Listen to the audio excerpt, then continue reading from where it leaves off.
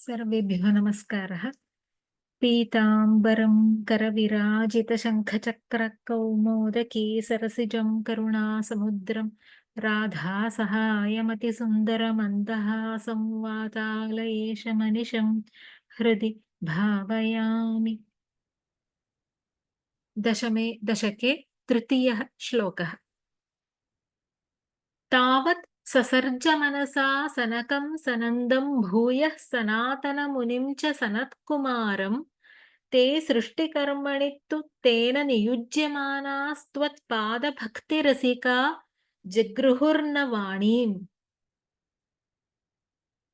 पदच्छेदः। तावत् ससर्ज मनसा सनकं सनन्दं भूयः सनातनमुनिं च सनत्कुमारं ते सृष्टिकर्मणि तु तेन नियुज्यमानाः त्वत्पादभक्तिरसिकाः जगृहुः न वाणीम्। अन्वयः। तावत् सः भूयः मनसा सनकं सनन्दं सनातनमुनिं सनत्कुमारं च ससर्ज। त्वत्पादभक्तिरसिकाः ते तु तेन सृष्टिकर्मणि नियुज्यमानाः अपि वाणीं न जगृहुः। सृष्टिं विवृणोति। तावत् यदा भगवच्चरणारविन्दयोः स्मरणेन लब्धचित्तशुद्धिः, तदा यदा विशुद्धः अभूत्, तदा यावत् त्वदीयचरणस्मरणेन शुद्धमनाः जातः, तावत् तस्मिन् काले सः इति अध्याह्रियते। सः कमलभूः भूयः पुनरपि मनसा चेतसा सनकं सनन्दं सनातनमुनिं सनत्कुमारं च ससर्ज। सनकं सनन्दं सनातनमुनिं सनत्कुमारं च सृष्टवान्। सृज विसर्गे इत्यस्मात् लिट्लकारे परस्मैपदे प्रथमपुरुषे एकवचनम्। ते चतुःसनाः इत्यपि ज्ञायते। भागवते उच्यते ब्रह्मोवाच मानसा मे सुता युष्मत्पूर्वजाः सनकादयः चेरुर्विहाय सा लोकान् लोकेषु विगतस्पृहाः। ब्रह्मदेवः वदति मे मानसाः मानसपुत्राः युष्मत्पूर्वजाः सनकादयः सुताः लोकेषु विगतस्पृहाः विहाय सा लोकान् चेरुः इति। ते सनकादयः त्वत्पादभक्तिरसिकाः, त्वत्पादयोः भक्तिः तत्र रसिकाः। भगवतः विष्णोः चरणाम्बुजयोः या परमप्रेमरूपा प्रेमलक्षणा भक्तिः, तस्याम् एव रसिकाः आमग्नचित्ताः इच्छावन्तः सन्तः त्वत्पादभक्तिरसिकाः ते तु। सनकादयस्तु तु शब्दः अयं वैलक्षण्यसूचनार्थं। ते विरागिणः। वैराग्यविषये सर्ववेदान्तसिद्धान्तसारसङ्ग्रहतः एतं श्लोकम् आचार्याः सूचयन्ति।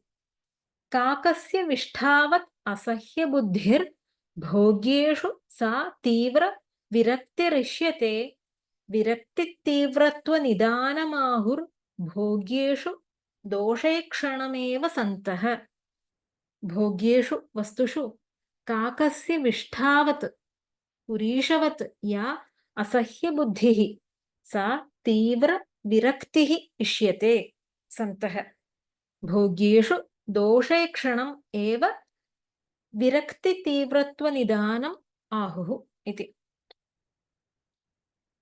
भगवद्भक्ति रसिकानां तेषां सनकादीनाम् इतरविषयेषु भोग्येषु काकस्य विष्ठावत् असह्यबुद्ध्या तीव्रविरक्तिः आसीत् इति भावः।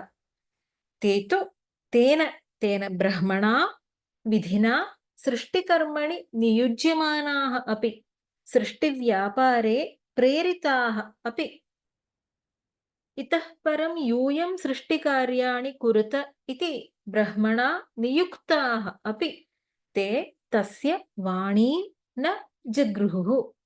ते सनकादयः तस्य ब्रह्मणः आज्ञां नियोगरूपं वाक्यं न जगृहुः, न अङ्गीचक्रुः, न अनुसृतवन्तः, न अङ्गीकृतवन्तः। गृह उपादाने इत्यस्मात् लिट्लकारे परस्मैपदे प्रथमपुरुषबहुवचनम्। जगृहुः सनकादयः शरीरादिबन्धकारणं बन्धप्रदं सृष्टिकर्म न इच्छन्ति स्म। भागवते उच्यते सनकं च सनन्दं च सनातनमथ आत्मभूः सनत्कुमारं च मुनीन् निष्क्रियान् ऊर्ध्वरेतसः तान् बभाषे स्वभूः पुत्रान् प्रजाः सृजत पुत्रकाः तन्नैच्छन् मोक्षधर्माणो वासुदेवपरायणाः इति। अथ आत्मभूः सनकं च सनन्दं च सनातनं सनत्कुमारं च मुनीन् निष्क्रियान् ऊर्ध्वरेतसः स्वभूः हे पुत्रकाः प्रजाः सृजत इति तान् बभाषे अवदत्। मोक्षधर्माणः वासुदेवपरायणाः ते सनकादयः तत् न ऐच्छन्। भगवच्चरणारविन्दस्मरणेन निवृत्ताज्ञानो ब्रह्म पुनः मनसा सनकं सनन्दं सनातनमुनिं सनत्कुमारं च सृष्टवान्। अथ ब्रह्मणा सृष्टिकर्मणि आज्ञप्ताः अपि भगवच्चरणारविन्दभक्तो आमग्नाः ते पितुः ब्रह्मणः आज्ञां न अङ्गीचक्रुः।